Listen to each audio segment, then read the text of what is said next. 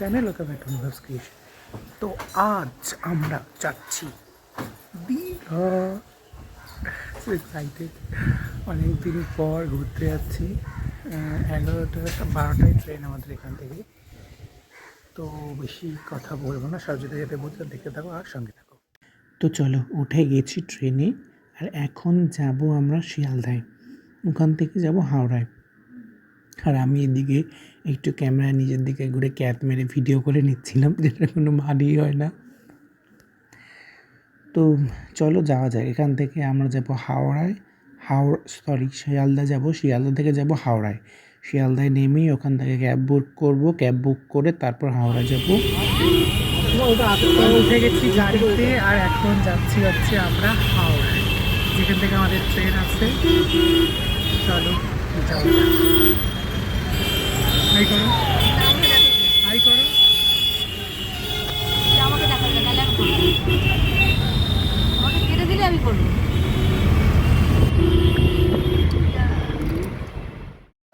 উঠে গেছি গাড়িতে আমরা ট্রেনে, হয়তো কথা শোনা যাচ্ছে না তোমাদের।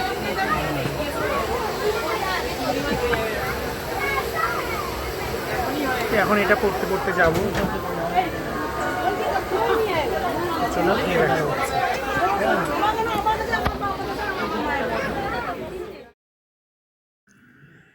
চলো, ট্রেন ছেড়ে দিয়েছে আমাদের, আর আমি যা বলেছিলাম ঠিক তাই।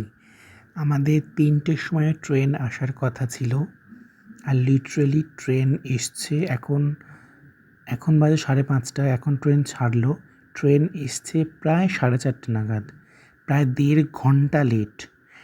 5:30টার সময় ট্রেন ছাড়লো, আবার বাবা তো বলছে ট্রেনগুলো এখন আস্তে আস্তেও যাচ্ছে। তো এখন ট্রেন ছাড়লো মানে বুঝতেই পারছো, যেতে তো অনেকটাই সময় লাগবে, প্রায় কম করে হলেও 5.5 থেকে 6 ঘন্টা। তো এখনই 5:30 বাজে, এখান থেকে ট্রেন সবে ছাড়লো। এরপর কখন দীঘায় ঢোকাবে, কখন তারপর ওখান থেকে আমরা কিন্তু আগে থেকে হোটেল বা রিসর্ট কোনো কিছুই বুক করে রাখিনি। তো মেন প্রবলেম হচ্ছে সেখানেই, অত রাতে গিয়ে কোথায় হোটেল পাবো, ভালো হোটেল আদৌ পাবো কি না, এটা নিয়েই একটু চাপে আছি। তো চলো, কোন হোটেলে থাকি না থাকি সবটাই তোমাদের সাথে শেয়ার করব। তো দেখতে থাকো আর সঙ্গে থাকো। স্টেশনে নেমে দেখা হচ্ছে। ফাইনালি নেমে গেছি আমরা দীঘায়।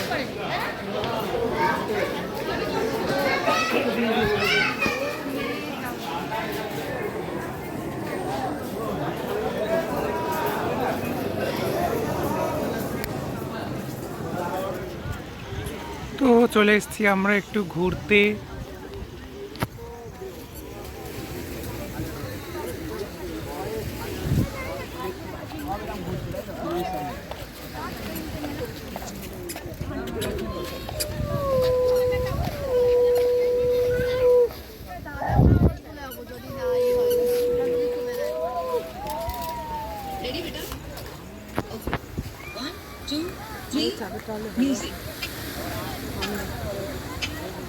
হাই করো, হাই।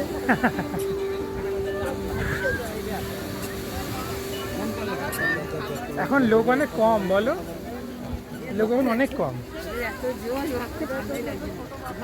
না, আমার ঠান্ডা লাগছে না, সত্যি গাড়ি থেকে ঠান্ডা নেই একদম। আমার ঠান্ডা লাগছে না, আমি হাফ প্যান্ট আর হাওয়া জামা পরে বেরিয়ে পড়েছি।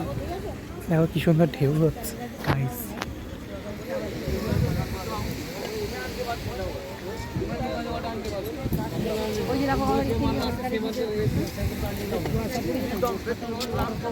তো এটা হচ্ছে ব্যালকনি, আর এখান থেকে দীঘার ভিউটা খুব সুন্দর দেখা যায়। একদম টপে রয়েছে যেহেতু আমরা, এখন হয়তো অন্ধকারের জন্য তোমরা বুঝতে পারছো না।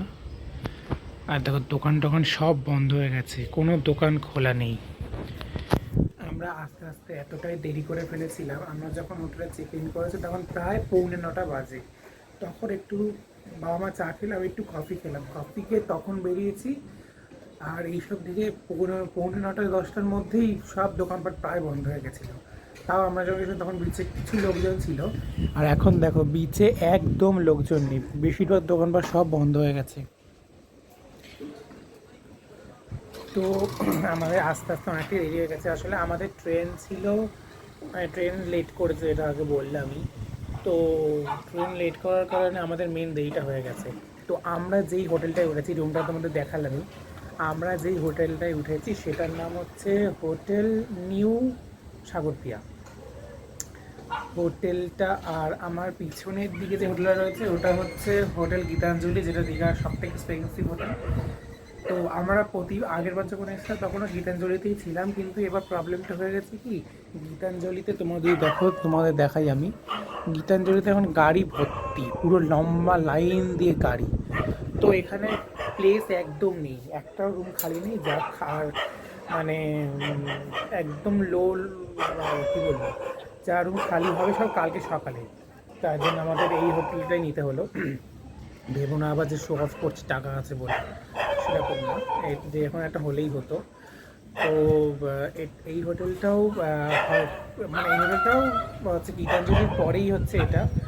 তো এই হোটেলটাও মোটামুটি এক্সপেন্সিভ আছেই। আর হচ্ছে কিন্তু রুমগুলো তোমাদের দেখালাম, রুম বাবা কুকুর ডাকছে, যাই হোক, রুমগুলো তোমাদের দেখালাম, ওগুলো দেখতেই পেলে খুবই সুন্দর। তো আর এই গীতাঞ্জলির ওই পাশে একটা রুম আছে, ওই পাশেও একটা হচ্ছে রিসর্ট আছে, সেটাও সাগরপ্রিয়া, কিন্তু ওটা হচ্ছে ওল্ড, আর এটা হচ্ছে নিউ সাগরপ্রিয়া, যেটা খুবই এক্সপেন্সিভ আর খুব সুন্দর। রুম টুমগুলো এত সুন্দর করেছে, গীতাঞ্জলির মতোই প্রায়, খুবই সুন্দর করেছে রুম টুমগুলো। হ্যাঁ, হয়তো একটু এক্সপেন্সিভ, কিন্তু ঠিক আছে। আর এখানকার খাবার দাবারও, আমরা যেমন অর্ডার করেছিলাম রুটি আর হচ্ছে বাটার পানির, যেটা আমি ভিডিও করতে ভুলে গেছি। তো এখানকার স্টাফেরা জিজ্ঞেসও করে নিচ্ছে যে আপনারা মিষ্টি মিষ্টি খান নাকি ঝাল ঝাল খান। তো আমরা বললাম যে না, মিষ্টি খাই। তো এবার ওরা সেই বুঝে রান্না করবে। এবার সবসময় গরম গরম খাবার সার্ভ করছে, আর খুবই সুন্দর খেতে, আমার তো ভীষণ ভালো লাগলো খেতে। দামটা বেশি হলেও খুব সুন্দর। আর একটা যেটা, সেটা হলো যে যেরকম মানে টাকা হিসেবে, দাম হিসেবে ওয়ার্থ ইট। আজকে রুমগুলোর ভাড়াটা হয়তো বেশি, কিন্তু রুমগুলো খুবই সুন্দর।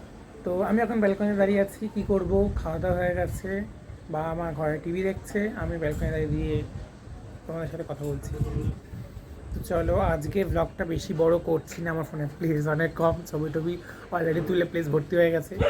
তো যাই হোক, আজকে আর ব্লগটা বেশি বড় করছি না, আজকে ব্লগটা এইটুকুই। আবার এখন পরপর যে কদিন আছে সে কদিন ব্লগ আসতে থাকবে, হয়তো সে কদিন আসবে না, একটু দেরি হবে আসতে, কিন্তু সে কদিন প্রত্যেক দিনের ব্লগ আমি তোমাদের সাথে শেয়ার করব, আর মিনি ব্লগ আসতে থাকবে। তো তাহলে চলো, টাটা, আজকের মতো এটুকু, দেখা হচ্ছে পরের একটা ব্লগে। Bye, good night.